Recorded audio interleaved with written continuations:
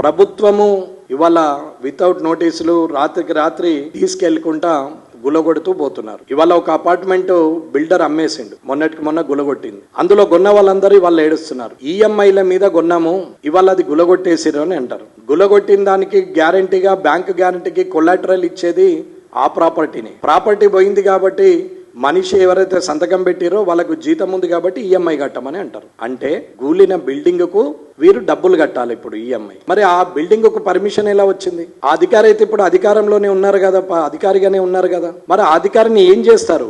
ఇల్లు గులగొట్టడమే ప్రథమమా, లేకుంటే అధికారి తప్పిదంగా ఇచ్చినటువంటి డాక్యుమెంటేషన్ ప్రకారంగా నేను సస్పెన్షన్ చేస్తారా, జైల్లో పెడతారా, ఏం చేస్తారు? డబ్బులు తీసుకొని పర్మిషన్ ఇచ్చినటువంటి అధికారిని ఏమీ చేయరా? ఆ రెవెన్యూ రికార్డ్స్ సబ్మిట్ చేసిన రెవెన్యూకు సంబంధించిన ఎంఆర్ఓ కావచ్చు, ఆర్డీఓ కావచ్చు, జాయింట్ కలెక్టర్ కావచ్చు, కలెక్టర్ కావచ్చు, ఐఏఎస్లు వీళ్ళని ఏమి చేయరా?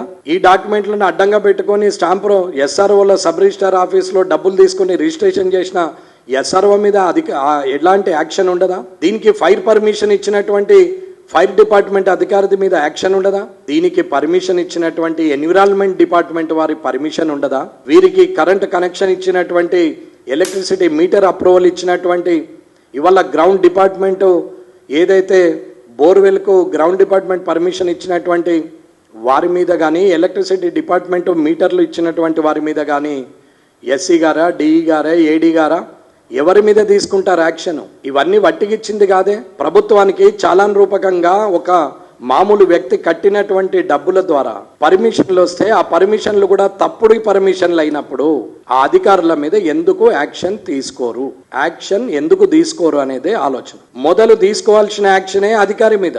అధికారులను సస్పెండ్ చేసి జైలుకు పంపి తిరిగి ఆ అక్రమ కట్టడాలని భూస్థాపితం చేయాలా? ఏ టు జడ్ బొమ్మంటే జడ్ టు ఏ టు పోతారు. ఏకే వచ్చేసరికి ఏముంటది? అక్కడ ఇల్లు గులగొట్టేసి దులుపుకుంటారు.